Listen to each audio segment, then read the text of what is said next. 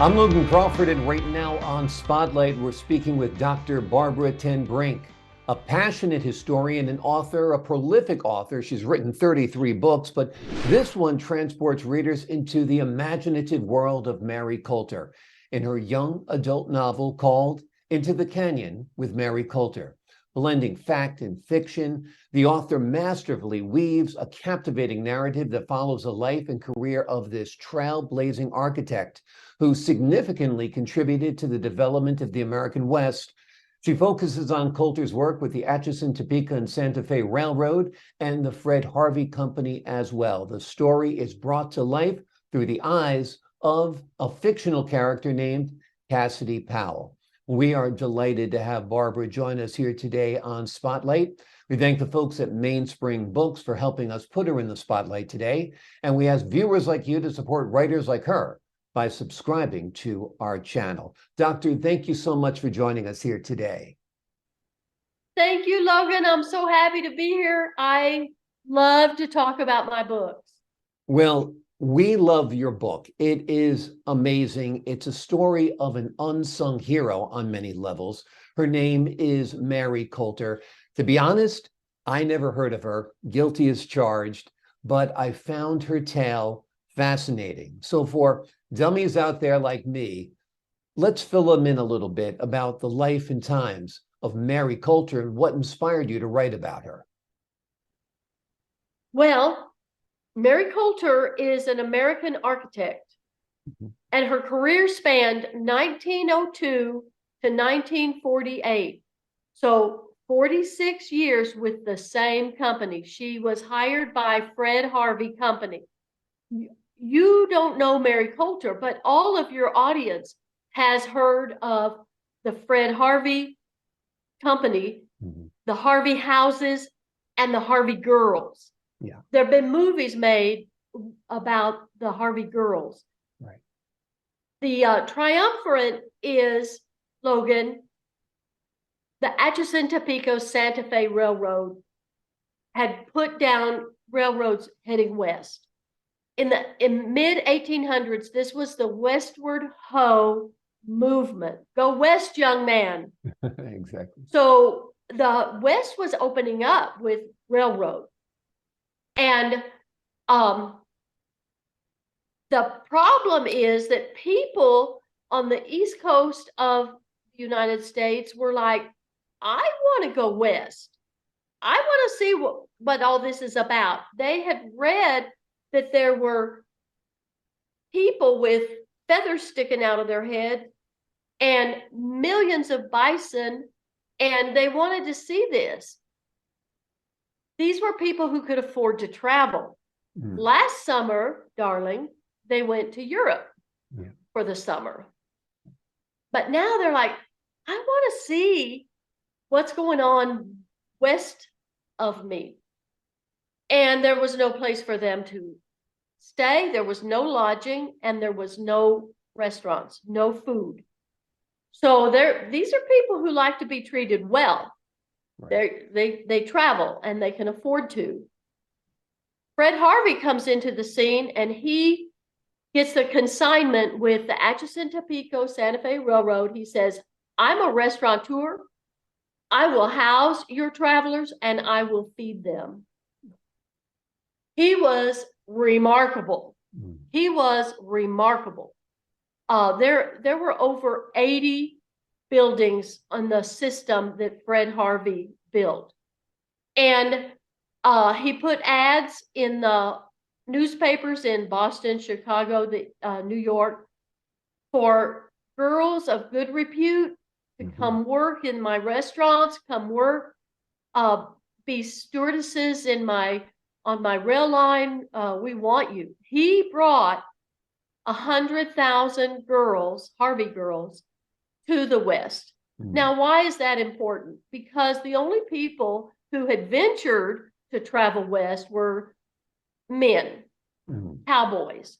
And now Fred Harvey is given credit for civilizing the Westward Ho movement because he brought women in who had good manners, who wore starched aprons and served hot meals that were delicious.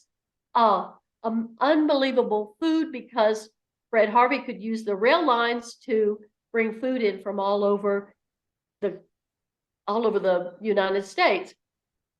Now my book. Fred Harvey hires Mary Colter. She's a young woman. She started her first job with his company was a designer, and he liked her work, and she worked for him for 46 years. Amazing. Unbelievable story. It is an unbelievable story, and she had an unbelievable life. There must have been challenges that Mary faced being a female architect in the early 20th century, right? Darling, yeah. She had to compete. So just like most careers, the call was put out, hey, we're going to build a building in Phoenix. We're going to build a building in Santa Fe. We're going to design a restaurant in Winslow. So architects would come forward, designers would come forward, and they would have to compete, show their plans, their ideas for the edifice or the interior design. And she often won. The title is very telling. Logan, Into the Canyon with Mary Colter. This is the Grand Canyon. We're talking about the Grand Canyon. Atchison, Topeka, Santa Fe Railroad had a railroad spur that took visitors to the canyon. And Fred Harvey got the consignment to build lodging and restaurants, almost dormitories, because these are people touring the West. It's rough. And Mary Colter built a lot. I don't want to give her credit for all because no, she competed her designs with men, architect of the day. And you can still see her buildings when you visit the Grand Canyon. That's what I'm hoping our listeners will do. They'll go, oh, I've been to the Grand Canyon. That was a Mary Colter building? Yes. Amazing. Tell me a little bit about your research. Did you get on a train? Did you visit some of the Mary Colter buildings? Tell me, that must have been a treat, right? Logan, thank you for asking. I had the most fabulous teaching career. Everybody. I had the most fabulous teaching career. I was director for science education for the state of Texas. Wow. So every state has a state department of education, and I was director for science for Texas. And Texas A&M came to me and said, Dr. Brink, we put together these learning opportunities for teachers, and we want you to go with us. Well, bye-bye, I'm going. I get on the Trailways bus, and I go west, young man. Yeah. And I fell in love with New Mexico, Colorado, Utah, Arizona, just seeing all the geological features, but also, Logan, we went to Native Nations ruins, and we looked at Mary Colter's buildings. So this was a long time ago. Yeah. And I fell in love with Mary Colter then. And now I'm writing biographies of scientists. In my science education career, I'm writing biographies of scientists. Traveling with Isaac Newton, on the island with Charles Darwin, in the springtime with Rachel Carson, during the pandemic with Edward Jenner, and through the microscope with Antoni van Leeuwenhoek, and now Into the Canyon with Mary Colter. So what I do is, yes, I have so much research. But the other thing is, Logan, I have 50 years of experience of teaching science. So these were the heroes in my classroom. Right. And now I'm putting them into books.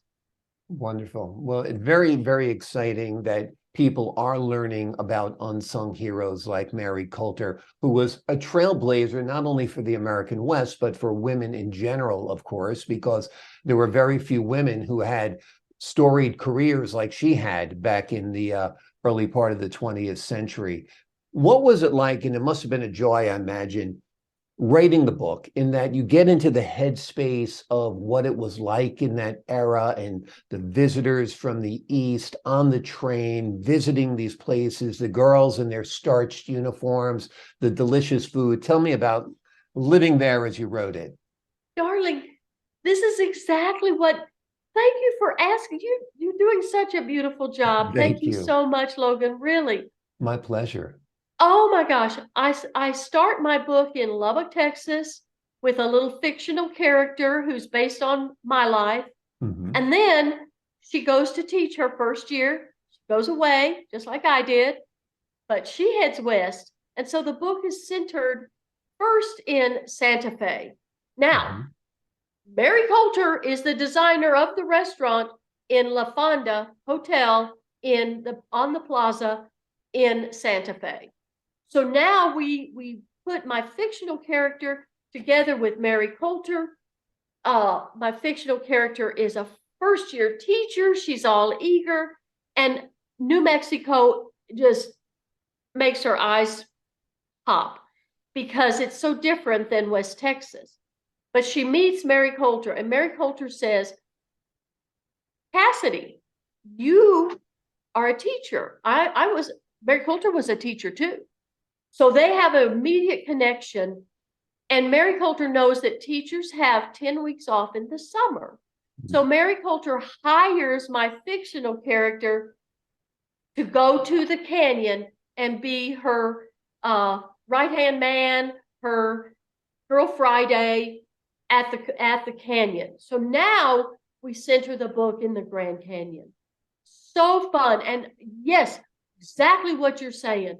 It's so rich in the Native American, Native Indian designs, the thought processes of Mary Colter. She couldn't let an idea go away. She had to act on. I love my scientist biographies for many facts, but one of them is they can't let go of a passion, of an idea, of a solution to a problem. They all have that same characteristic that's in common. The other thing, Logan, that's in common, and I taught for all my years in the classroom, and I'm telling my listeners now, they all wrote it down. They kept journals. Yeah.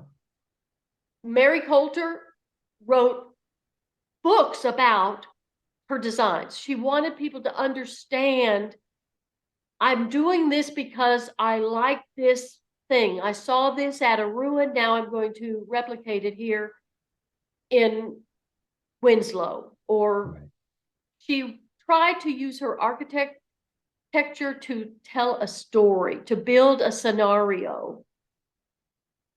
Wonderful, wonderful. And you've told quite a story in telling her story. It is a terrific book. It is called Into the Canyon with Mary Colter. It is young adult fiction, but of course it is blended with fact, and you will relive an amazing era in American history.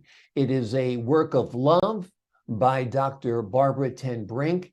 It is highly recommended. Doctor, thank you so much for joining us here today on Spotlight. Thank you, Logan, for having me. Please have me back. Oh, honey, we have a lot of books we can talk about. That sounds great. Look forward to talking to you about them. And to the folks at home, I'm Logan Crawford, thanking you for your time. This time, until next time on Spotlight.